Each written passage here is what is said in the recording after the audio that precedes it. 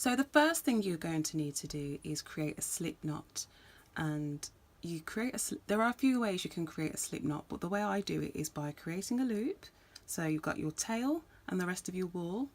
Create a loop by bringing the tail over, loop number 1, and then bringing that tail under and through that loop, picking that through, pulling that through now, and you've created a second loop. Should we do that again? Okay, so tail over, bring that tail up, so under and then up, and pull, and then you've got a slip knot, and you can pull both sides to reduce the size of it.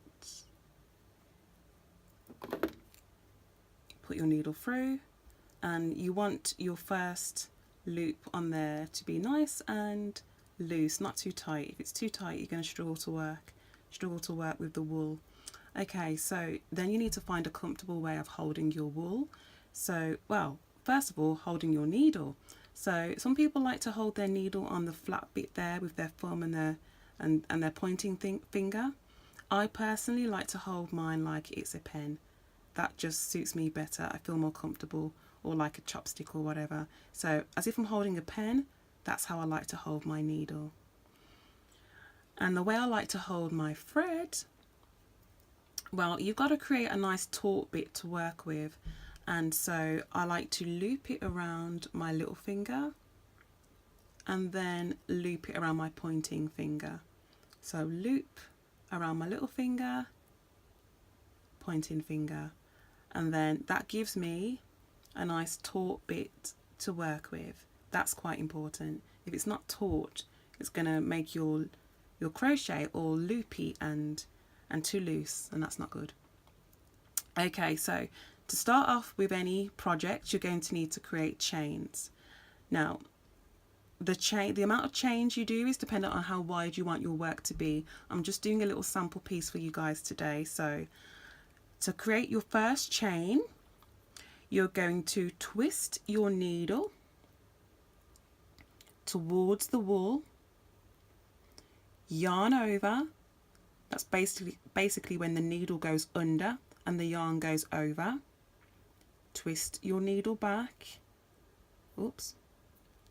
Twist your needle back the other opposite direction and pull down, and the hook will bring that wool through, and you've just done one chain. Let's do that again.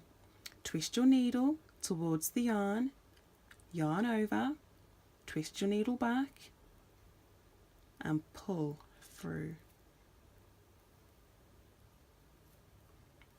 Twist, yarn over, pull through. Twist, yarn over, pull through. Making sure you don't make it too tight. If you make it too tight, you're going to struggle doing your crochet into these chains during the next stage. So I'm not really counting how many chains I'm doing here. It's only a sample piece. You can get a little bit faster. Remember, twist your needle towards the wool, yarn over, twist your needle back and pull through.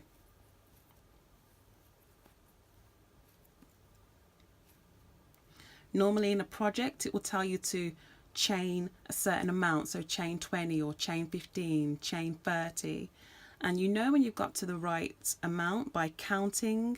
So you turn your work, this is the upside down piece, but if you turn it the right way up, you'll see it looks like lots of little V's or lots of little hearts, and you're going to count them. And once you've counted the right amount of V's, you've chained the right amount. This bit here on your hook does not count as a chain. That's just the hook which is on your, that's just the loop which is on your hook.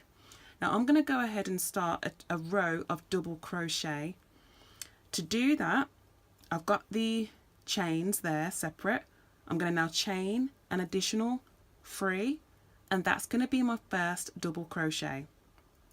It's going to make sense in a moment.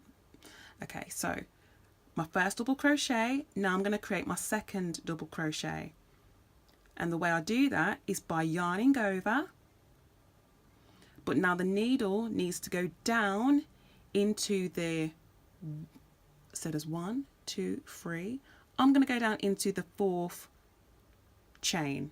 So there's 1, 2, 3 chains, yarn over, I want to go down into the 4th. Okay, now I've just completed a double crochet. I'm going to explain that now when I do my second double crochet. This does constitute the first one we did with the 3 chains. That does constitute your first double crochet, but officially this was my first double crochet, and I'm about to do my second one. So what you do is yarn over, bring the hook down into the, so you've got to go into these spaces here. Okay, so when I chained 3, I went and did a double crochet in the 4th chain down. Now this one would be the 5th, the one where my thumbnail is, that would be the 5th chain. So I've yarned over, and I'm going to go in to that chain, yarn over, pull through the chain. That leaves me with 3 loops on my hook, yarn over, pull through the first 2, yarn over, pull through the last 2. Let's do that again. Yarn over, go into the next chain. Kind of get a bit confusing. Some people think, oh, do I go there? Well, no, you don't go into that space there. You don't go into that space there, because as you can see, you've just completed a double crochet there. So you need to go into this one here, the next one down. So yarn over, go into that double crochet, into that chain, yarn over, pull through. That leaves you with 3 loops on your needle. Yarn over, pull through 2, leaves you with 2, yarn over, 2. Oh, well, you yarn over and you pull through the last 2. That leaves you with 1. You continue doing this all the way down.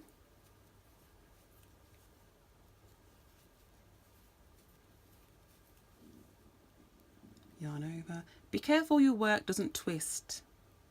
That's important. You want to make sure you keep the V's facing up, and every time you yarn over and go into a chain, you're going into the top of the chain, the bit which looks like a V or a little heart. You don't want your row of chains to twist and you end up going into the back of a chain. That's not going to be good for you.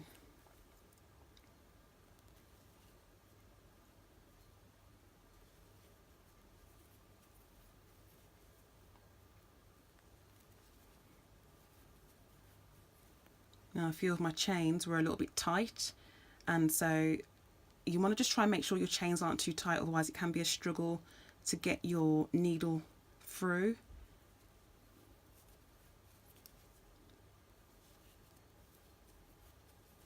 Yarn over, go into the chain, pull through.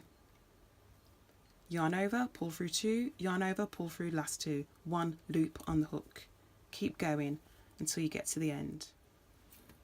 Okay, so I'm getting to the end of my first row of double crochet. I've just got, let's see now. I have got 2 more to go. Okay, so yarn over, go into the chain, pull through.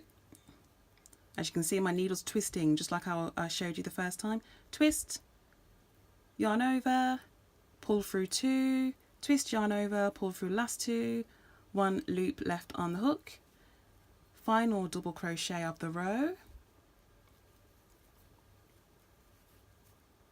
and then what you do is you turn your work around and you chain 3. 1, 2, 3. and that will be your first double crochet of this second row. So I'm going to go ahead and do my second crochet, and the way that you do that is now you have to go under. So if you remember, your chains looks very similar to this on, you know, when you did your first row of chains. So it looks like lots of V's going down, and what you need to do is when you yarn over, you need to make sure your needle goes underneath the V. So it needs to go under both this part and that part, not just one but both of them. It needs to go all the way under. And so the first chain of 3 is the first double crochet. The second crochet then needs to go here underneath this space here. Oh, it's not very clear. Let me show you. This space here is going to be where the second double crochet goes. So you yarn over, go into that space, yarn over, pull through underneath that. Again, you've got 3 loops on your hook, yarn over, pull through 2, yarn over, pull through 2. It's exactly the same as you did for the first row. And now we need to go under this double crochet, the top. So this is the top of a this here is the top of a double crochet from the previous row. You need to go underneath that V again, yarn over, pull that wool through underneath that V. You've got 3 loops on your needle, yarn over, pull through 2, yarn over, pull through 2, and you're going to do that all the way down. Yarn over, underneath the V, yarn over again, pull through, yarn over, pull through 2, yarn over, pull through 2.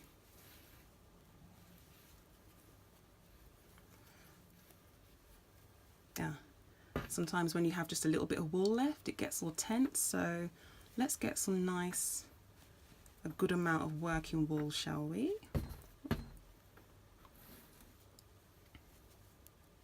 we go. Right, a lot of people get confused here, and this is where their crochet work ends up getting more narrow as you keep going. So there's actually 2 double crochets here, so I need to do 2 more up here so I can complete my row. And some people think, oh, I've finished, and then turn their work around and keep going. But this little one here on the end, which is a chain of 3, still constitutes as being a double crochet. So you still need to go ahead and double crochet into that. Now, it's not an easily, you can still see it has a V there at the top, but it is a little bit tight to get through. So you just have to sort of navigate and find your way in. Yeah. I think I've made it. Yeah, okay, I've got myself underneath the V. Yarn over, pull through. Yarn over, pull through 2, yarn over, pull through 2. Right? Okay, and then the same thing again. Turn your work around. Crochet, chain 3, yarn over, and it really is the same. And I tell you, it's so relaxing, so therapeutic. It's not unusual to see me in church with a ball of wool doing a bit of crochet. Of course not while the sermon's going on, when there's a bit of downtime. Okay, so I have 2 more double crochet, 1, 2. And if I was doing a scarf or something, then obviously it would need to be a lot longer than this. So, but I'm not. I'm going to just finish it here for the sake of the video, for the sake of just doing a small sample to show you. Let me go underneath my last double crochet of the row, bring that round, yarn over, pull through. I'm not going to continue chaining 3, turning the work around. I'm going to finish it here. So you pull a little loop there, So you cut your wool, and then you would pull through the tail, pull it nice and tight, and that's how you would finish off your crochet. And then what I like to do, well, what everyone likes to do, because you don't want these messy bits hanging around, is you thread it through. Just thread it through the top so that it's nice and neat and tidy.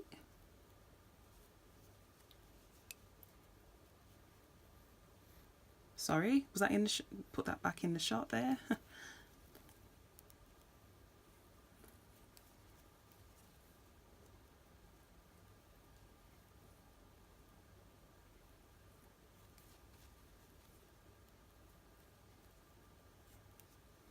And then if you wanted to, you could go and get a needle and some pink thread and just really put a few mini stitches there and then cut off that little fluffy bit to make it extra neat. And you would go ahead and do the same thing with the tail on the bottom. But in essence, that's all there is to it. To crochet. Simple, easy peasy. I hope you enjoyed that tutorial. Please remember to comment, like and subscribe.